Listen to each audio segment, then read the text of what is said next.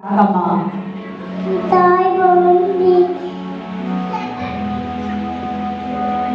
Gift అమ్మో gift అంటే open చేస్తుందా?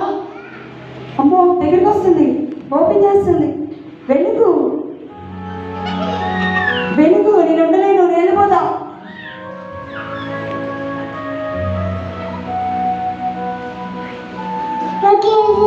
బహుమతి